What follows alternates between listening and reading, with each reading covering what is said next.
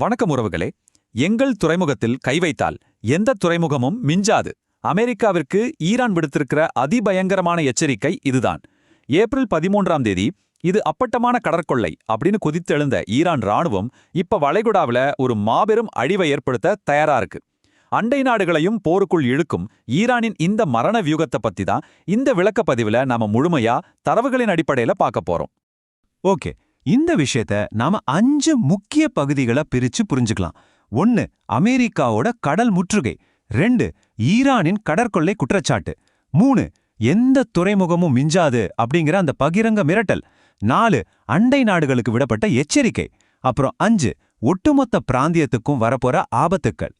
சரி, முதல் விஷயத்துக்கு வருவோம். அமெரிக்காவின் கடல் முற்றுகையும் அதோட அதிகாரப்பூர்வ தொடக்கமும் அதுக்கு ஈரானோட எதிர்வினையும்.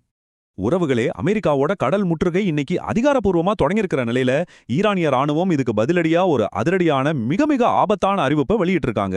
சும்மா சொல்லக்கூடாது, ஈரானோட இந்த எதிர்வினை ஒட்டுமொத்த அண்டை வளைகுடா நாடுகளையுமே இப்ப பெரும் பீதியில ஆழ்த்திருக்கு. இது வெறும் வார்த்தை போர் இல்லைங்க, உலக வர்த்தகத்தையே புரட்டி போடக்கூடிய ஒரு மிகப்பெரிய நகர்வு.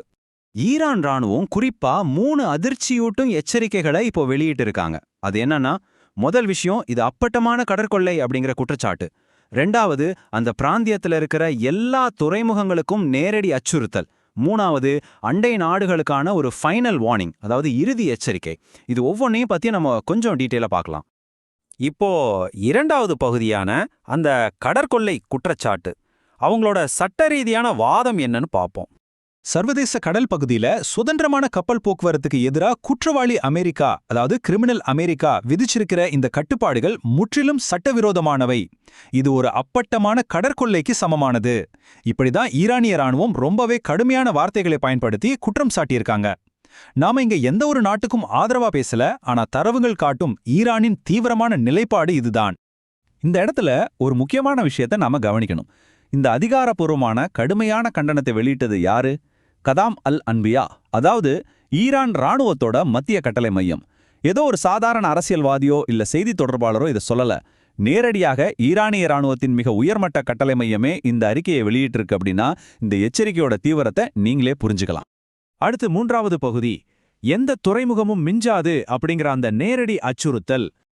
பாரசீக வளைகுடா மற்றும் அரபிக்கடல்ல இருக்கிற ஈரானிய துறைமுகங்களின் பாதுகாப்புக்கு ஏதாவது அச்சுறுத்தல் வந்தா அதே வளைகுடா மற்றும் அரபிக்கடல்ல இருக்கிற வேறு எந்த ஒரு நாட்டின் துறைமுகமும் பாதுகாப்பா இருக்காது.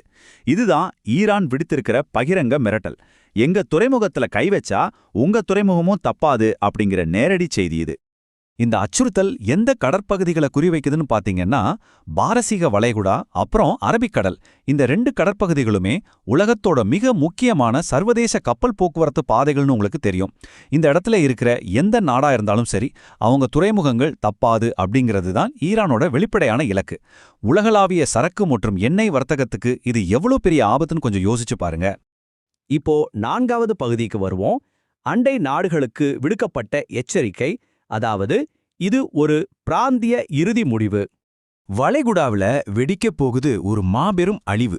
ஒரு பக்கம் ஈரானோட வர்த்தகம் பாதிக்கப்படுது அப்படின்னா, மறுபக்கம் ஒட்டுமொத்த வளைகுடாவின் வர்த்தகத்தையும் ஏவுகணைகள் மூலமா அழிப்போம் அப்படிங்கிறது தான் ஈரானோட மரண வியூகம். நாங்க மட்டும் வீழமாட்டோம், எல்லாத்தையும் எடுத்துட்டு போவோம்னு சொல்றாங்க. இது அமெரிக்காவுக்கு மட்டுமான செய்தி கிடையாதுங்க. அமெரிக்காவுக்கு ஆதரவளிக்கிற அல்லது அமைதி காக்கிற சவுதி அரேபியா, ஐக்கிய அரபு அமீரகம் மாதிரி அண்டை நாடுகளை நோக்கிய நேரடி எச்சரிக்கை. சொல்லப்போனா இது அவங்களுக்கு விடப்பட்ட ஒரு தூண்டில். அமெரிக்காவை ஆதரிச்சா நீங்களும் பெரிய விலையை கொடுக்க நேரிடும்னு ஈரான் ரொம்ப தெளிவாவே உணர்த்தியிருக்காங்க. சரி, இறுதி பகுதிக்கு வந்துட்டோம். பிராந்திய ஆபத்துகள் மற்றும் இப்போதைய உச்சக்கட்ட பதற்றம். அடுத்து என்ன நடக்க போகுது? மூலத்தரவுகள்ல ஒரு வார்த்தையை ரொம்ப அழுத்தமா பயன்படுத்தியிருக்காங்க, எரிமலை. ஆமாங்க, அமெரிக்காவோட முற்றுகை அமலுக்கு வந்துள்ள நிலையில ஈரான் தன்னோட தற்பாதுகாப்புக்காக ஒட்டுமொத்த மத்திய கிழக்கையுமே ஒரு எரிமலையா மாற்றுவதற்கு தயாராகிடுச்சே அப்படிங்கிற உச்சக்கட்ட அபாய நிலையையே இந்த அறிக்கை நமக்கு காட்டுது. இதை ரொம்ப சுருக்கமா நேரடியா சொல்லணும்னா, அமெரிக்கா ஈரானிய துறைமுகங்களை முடக்க முற்பட்டா அடுத்த சில மணி நேரங்கள்லேயே பாரசீக வளைகுடாவில் இருக்கிற எண்ணற்ற சர்வதேச துறைமுகங்கள் மேல ஈரானிய ஏவுகணைகள் சீறிப்பாயும். இதுதான் தரவுகள் சுட்டிக்காட்டும் அந்த உடனடி மற்றும் மிக கொடூரமான விளைவு. அப்போ அமெரிக்காவின் இந்த கடல் முற்றுகை உண்மையிலே மத்திய கிழக்கை வெடித்து சிதறும் ஒரு மாபெரும் எரிமலையா மாற்றுமா?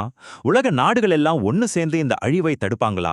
இந்த புவிசார் அரசியல் நகர்வுகள் கண்டிப்பா நம்ம அன்றாட வாழ்க்கையில பெரிய தாக்கத்தை ஏற்படுத்தும்.